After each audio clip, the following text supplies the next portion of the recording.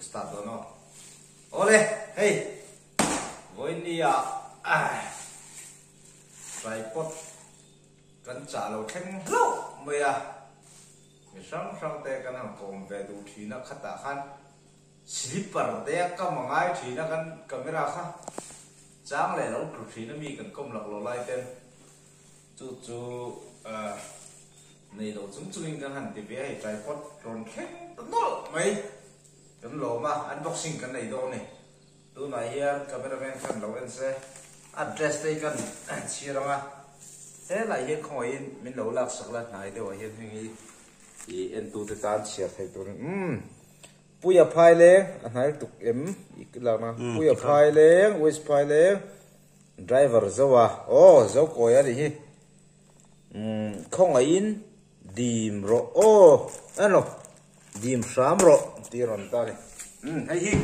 zena karan boxing ha le enge kan tripod cha hi an ha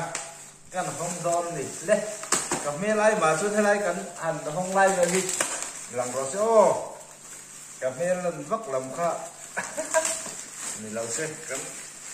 phun khóc mày hay thật là hay chia chua đi cần để phần lại thì cần tràn lại thì tụi nó ngay anh channel hi hay mình lâu được sao anh lõm khóc mày hay tripod thar còn đúng á cần lấy cần đừng lo cần lấy chứ cần fit tu rồi bắt tâm về cần fit chiếu mà em quay hey nghe hello hey nghe fit baro mặt hay anh đầu hao hi anh phật khom phật tự sa cần vơi khát rồi zui mày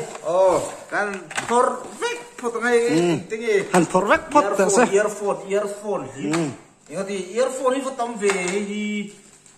cái hello hey hi anh nói thằng số là một lẽ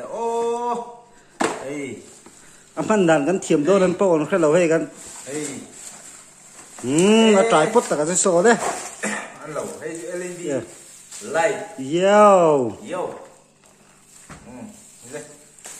hay anh phút lá mày phút lá mày t-shirt thế từ hay t-shirt yo cái cần thiếu trái ngồi rồi cái mani tát lâu đủ đến thôn tiền nghe cái là vay đi t-shirt thế ôm đi earphone thế tắm mày ngồi rồi cần thiếu trái này rồi tràn để ngay mấy thầy tắm mày thầy thì nghe gì phone không có gì thế rồi ông chú mày ngồi rồi mình nói thôn xuống experience cái này là hoàng rèn xía hey ấy chú con ta lâu tụi nó ngay là tripod chín châu hi cái nên phốt tao aron thon tu te tu lệ mấy ton đi bà sẽ hay tripod thì nó chôm nghe bao gồm rất chia làわsẽ bị xuống lâu hay là buổi lẽ đi là buổi hay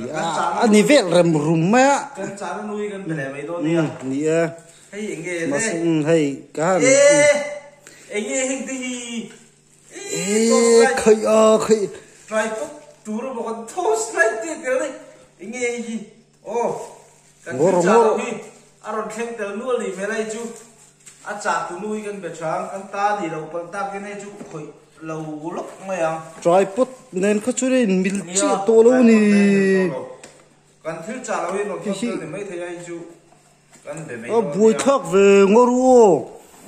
thiếu to emergency light t-shirt thì biết cần trả lâu đấy emergency light này hey to t-shirt này nó nè hay chú đi camera stand camera vắt cầm nó tụt mò khởi lâu nè chuột tripod cần trả không hay stand tụt lên hết hey con buổi hay cần là hết chiang bị lâu thiệt cũng tệ bộ khá bật nì nghe hiện tại nghe ui không nghe tripod stand tụt biết là chú ngồi tệ cần unboxing gì adik miệng mồ stand nó miệng lâu